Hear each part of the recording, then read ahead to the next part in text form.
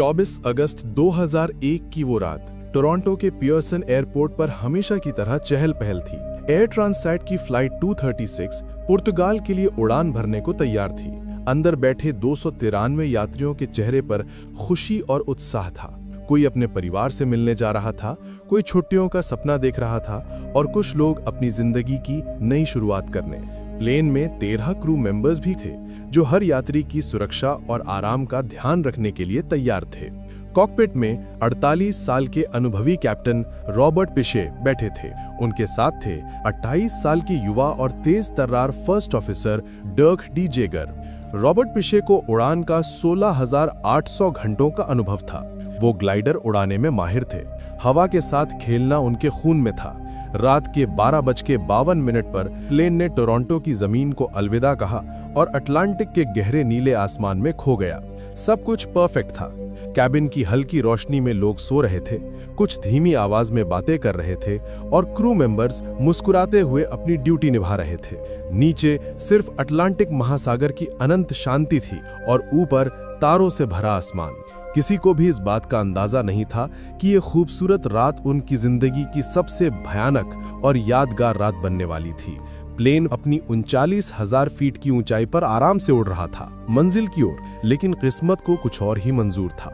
उस विशालकाय लोहे के परिंदे के अंदर एक छोटा सा नुक्स, एक ऐसी गड़बड़ी पनप रही थी जो कुछ ही घंटों में 306 जिंदगियों को मौत के मुंह में धकेलने वाली थी। वो रात सिर्फ एक उड़ान नहीं थी, वो जिंदगी और मौत के बीच की एक ऐसी जंग की शुरुआत थी जिसे दुनिया कभी नहीं भूल पाएगी। उड़ान को करीब 4 घंटे बीत चुके थे। सब कुछ शांत था। ज्यादातर यात्री गहरी नींद में थे। कॉकपिट में कैप्टन पिशे और फर्स्ट ऑफिसर डग डी जेगर अपने इंस्ट्रूमेंट्स पर नजर रखे हुए थे। तभी सुबह के 5:03 पर कॉकपिट के वार्निंग सिस्टम पर एक पीली बत्ती जली। Fuel imbalance. इसका मतलब था कि प्लेन के दाहिने पंख के टैंक में बाएं टैंक के मुकाबले फ्यूल तेजी से कम हो रहा था। कैप्टन पिशे ने इसे एक मामूली सेंसर की गड़बड़ी समझा। ऐसा अक्सर हो जाया करता है। उन्होंने सोचा कि शायद कोई टेक्निकल फॉल्ट होगा। उन्होंने फर्स्ट ऑफिसर से कहा, डर्क, बाएं टैंक से थोड़ा फ्यूल दाहिने टैंक में ट्रांसफर करो, शायद बैलेंस ठीक हो जाए। ये एक स्टैंडर्ड प्रोसीजर था, लेकिन उस रात ये उनकी जिंदगी की सबसे बड़ी गलती साबित होने वाली थी। उन्हें नहीं पता था कि दाहिने इंजन की फ्यूल लाइन में छोटा सा लीक शुरू हो चुका था। ये लीक एक गलत हाइड्रोलिक ट्यूब लगने की वजह से हुआ था, जो मेंटेनेंस टीम की एक चूक थी। अब जैसे ही उन्होंने फ्यूल ट्रांसफर शुरू किया, लीक और तेजी से बढ़ने लगा। हर मिनट लगभग 13 किलो जेट फ्यूल अटलांटिक की ठंडी हवा में बर्बाद हो रहा था। कैबिन में पीछे बैठी एक एयर होस्टेस को फ्यूल की हल्की सी गंध महसूस हुई, लेकिन रात के अंधेरे में बाहर कुछ भी देख पाना नामुमकिन था। उसने सोचा शायद किसी और चीज की गंध होगी। कॉकपिट में बैठा क्रू अभी भी इस बात से अनजान था कि उनका प्लेन धीरे धीरे अपना खून बहा रहा है। वो शांत रात अब धीरे धीरे एक भयानक सस्पेंस में बदल रही थी, जहां हर पल की कीमत जिंदगी थी। अगले 30 मिनट तक कॉकपिट में कंफ्यूजन का माहौल था। फ्यूल गेज की सुई तेजी से नीचे गिर रही थी, जो किसी भी हिसाब से नॉर्मल नहीं था। फर्स्ट ऑफिसर डर्क बार बार कैलकुलेशन कर रहे थे, लेकिन नतीजे हर बार चौंकाने वाले थे। फ्यूल की खपत उम्मीद से कहीं ज्यादा थी। उन्होंने कैप्टन से कहा, सर, कुछ तो बहुत गड़बड़ है। फ्यूल इतनी तेजी से कम हो रहा है जैसे कोई इसे पी रहा हो। मुझे लगता है कहीं लीक है। कैप्टन पिशे अभी भी पूरी तरह यकीन नहीं कर पा रहे थे, लेकिन उनके माथे पर चिंता की लकीरें गहरी हो गई थीं। उन्होंने रिस्बन की तरफ बढ़ते रहने का फैसला किया, क्योंकि बीच समंदर में उनके पास कोई और चारा नहीं था। नीचे हजारों फीट की गहराई में सिर्फ अटलांटिक का ठंडा अंधेरा पानी था। सुबह के 5:45 हो चुके थे जब कॉकपिट में एक और अलार्म बज उठा। Engine oil temperature high, oil pressure low. ये दाहिने इंजन यानी कि नंबर 2 के लिए वार्निंग थी। फ्यूल लीक की वजह से इंजन के पुर्जों को लुब्रिकेट करने वाला तेल भी लीक हो रहा था। अब स्थिति हाथ से निकल रही थी। कैप्टन पिशे ने तुरंत एयर ट्रैफिक कंट्रोल से संपर्क किया। उन्होंने अपनी आवाज को मैक्सिमम शांत रखते हुए कहा, Santa Maria Control, this is Air Transat 236. We have a suspected fuel leak. We need to divert, requesting immediate diversion to largest airbase in the Azores. Azores द्वीप समूह उस वक्त वहां से सबसे नजदीकी जमीन थी, लेकिन वो भी करीब 300 किलोमीटर दूर था। एटीसी ने तुरंत उन्हें रूट क्लियर कर दिया। अब उनकी रेस वक्त के साथ शुरू हो चुकी थी। उन्हें नहीं पता था कि उनके पास कितना फ्यूल बचा है और क्या वो जमीन तक पहुंच भी पाएंगे। हर गुजरता पल उन्हें मौत के और करीब ले जा रहा था। सुबह के 6:13 है। अटलांटिक महासागर के ऊपर 38,000 फीट की ऊंचाई पर कॉकपिट में जो डर था वो अब हकीकत बन चुका था। दाहिने इंजन ने बुरी तरह से खांसने जैसी आवाज की और फिर एक झटके के साथ बंद हो गया। कॉकपिट की स्क्रीन पर एक बड़ी सी लाल बत्ती जलने लगी। Engine 2 flame out. प्लेन एक तरफ हल्का सा झुक गया और कैबिन में एक अजीब सी वाइब्रेशन महसूस हुई। जो यात्री जगे हुए थे वो घबरा गए। कैप्टन पिशे ने पूर्ण प्लेन को संभाला। अब उनके पास सिर्फ एक इंजन बचा था, बायां इंजन यानी कि number 1।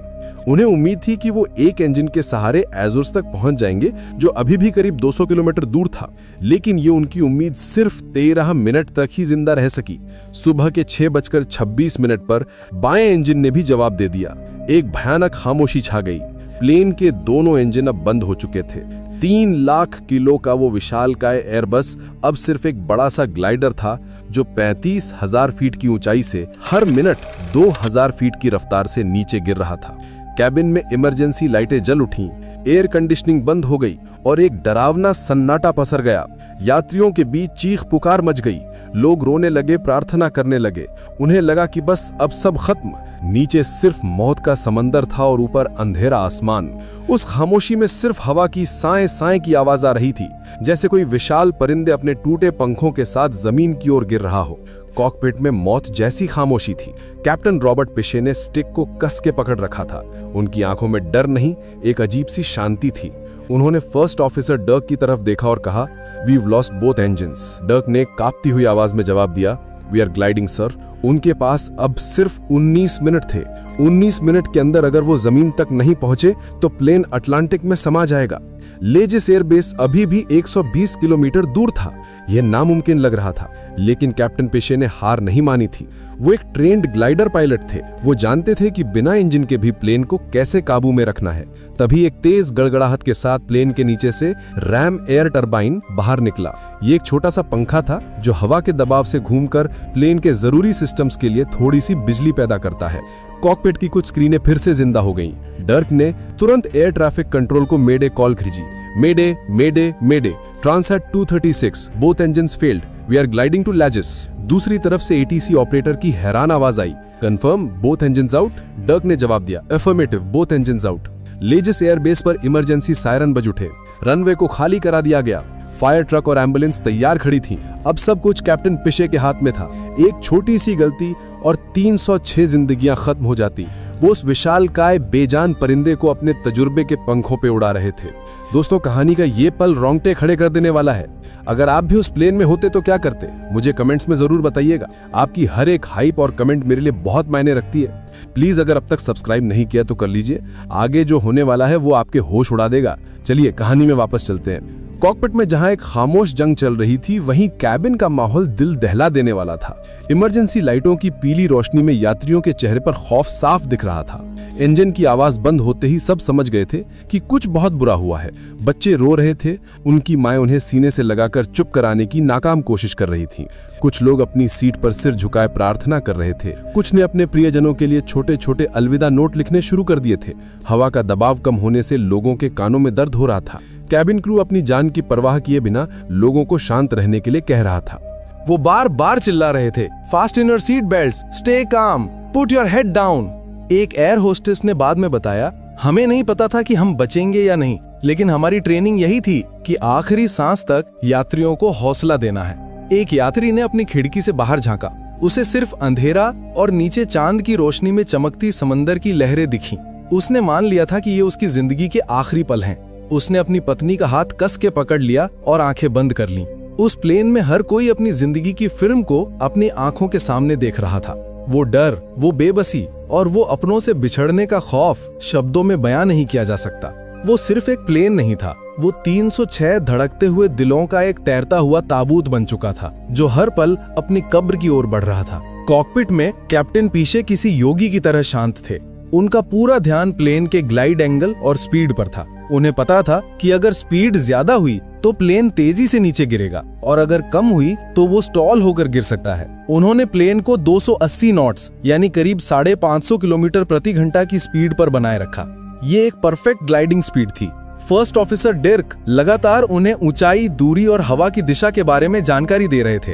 Altitude 18,000 feet, distance 60 nautical miles. Dirk की आवाज कॉकपिट में गूंज रही थी। कैप्टन पिशे मन ही मन हिसाब लगा रहे थे। हर एक फुट की ऊंचाई कीमती थी। वो जानते थे कि उन्हें इस ऊंचाई को दूरी में बदलना है। उनका सालों का ग्लाइडिंग का अनुभव आज 306 लोगों की जान बचाने वाला था। उन्होंने हवा के बहाव का इस्तेमाल करते हुए प्लेन को एक ऐसे रास्ते पर डाल दिया जहां वो कम से कम ऊंचाई खोकर ज्यादा से ज्यादा दूरी तय कर सके। ये किसी जादू से कम नहीं था। वो एक 3 लाख किलो के लोहे के टुकड़े को किसी कागज के जहाज की तरह हवा में तैरा रहे थे।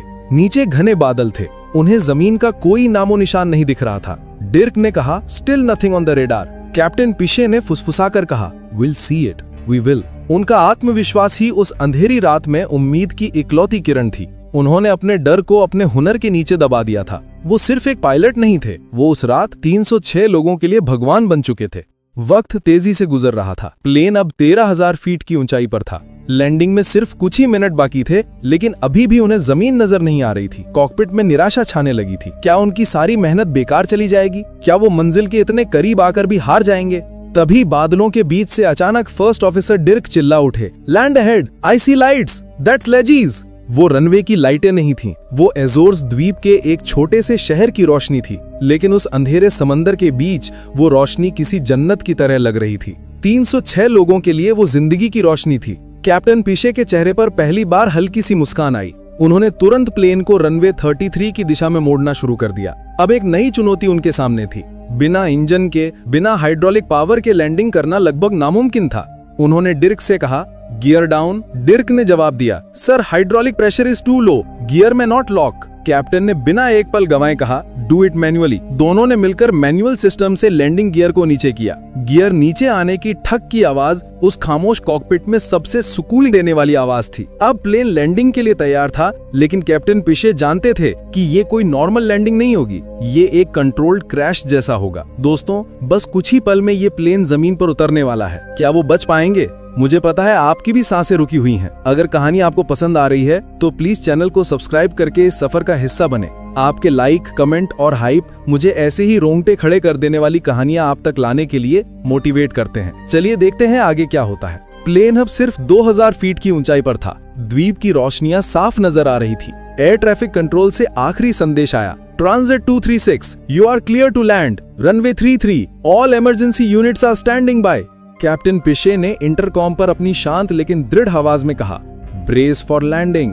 कैबिन क्रू ने एक साथ चिल्लाकर यात्रियों को निर्देश दिया, ब्रेस ब्रेस ब्रेस। लोगों ने अपनी आंखें बंद कर लीं, सिर सीटों के बीच झुका लिए और उस आखिरी झटके का इंतजार करने लगे। सुबह 7:04 पर एयरबस A330 का भारी भरकम शरीर लगभग 370 किलोमीटर प्रति घंटा की रफ्तार से लेजीज एयरबेस के रनवे से टकराया। टचडाउन बहुत हार्ड था। एक जोर का झटका लगा, जैसे प्लेन कई टुकड़ों में बिखर जाएगा। लैंडिंग के जोर से प्लेन के 8 टायर फट गए, लेकिन कैप्टन पिशे ने कंट्रोल नहीं खोया। उन्होंने प्लेन को रनवे पर सीधा बनाए रखा। बिना इंजन के रिवर्स थ्रस्ट और बहुत कम ब्रेकिंग पावर के साथ प्लेन रनवे पर किसी आग के गोले की तरह दौड़ता रहा। आखिरकार रनवे खत्म होने से सिर्फ 700 मीटर पहले वो विशालकाय ग्लाइडर रुक गया। एक पल के लिए पूरी तरह सन्नाटा छा गया और फिर कैबिन के अंदर से तालियों और रोने की मिलीजुली आवाजें आने लगीं। वो जिंदा थे, वो सब जिंदा थे, एक भी खरोच के बिना। ये एक चमत्कार था, एक ऐसा चमत्कार जिसे कैप्टन रॉबर्ट पिशे के हुनर और हिम्मत ने हकीकत में बदल दिया था। जैसे ही प्लेन रुका, चारों तरफ से फायर ट्रक और एम्बुलेंस दौड़ पड़ी। उन्होंने तुरंत प्लेन पर केमिकल फोम का छिड़काव किया ताकि किसी भी तरह की आग का खतरा टाला जा सके। क्रू ने इमरजेंसी दरवाजे खोले और चिल्लाए, इवैक्यूएट, गो गो गो। यात्री इमरजेंसी स्लाइड से नीचे उतर रहे थे। कोई जमीन को चूम रहा था, कोई रोते हुए अपने परिवार को गले लगा रहा था। कुल 18 लोगों को मामूली चोटें आई थीं, जो या तो झटके की वजह से थीं या स्लाइड से उतरते वक्त लगी थीं। जब सभी यात्री सुरक्षित बाहर निकल गए, तब कॉकपिट से कैप्टन रॉबर्ट पिशे और फर्स्ट ऑफिसर डिर्क डीजेगर बाहर आए। रॉबर्ट जमीन पर उतरे और घुटनों के बल बैठ गए। उन्होंने अपना सिर झुका लिया और बस इतना ही कहा, वी मेड इट। वहां मौजूद सभी बचाव कर्मियों, सैनिकों और एयरपोर्ट स्टाफ ने उनके लिए जोरदार तालियां बजाईं। उस रात वो सिर्फ एक पायलट नहीं थे, वो एक हीरो थे। बाद में जांच में पता चला कि हादसा एयरलाइन की मेंटेनेंस टीम की गलती से हुआ था, लेकिन यह भी कहा गया कि पायलटों ने जिस असाधारण कौशल और सूझबूझ का परिचय दिया, उसने एक भयानक तबाही को एक चमत्कार में बदल दिया था। कैप्टन पिशे और फर्स्ट ऑफिसर डिर्क को पूरी दुनिया में हीरो ऑफ द एजोर्स के नाम से जाना जाने लगा। उस फ्लाइट का नाम इतिहास में हमेशा के लिए द एजोर्स ग्लाइडर पड़ गया।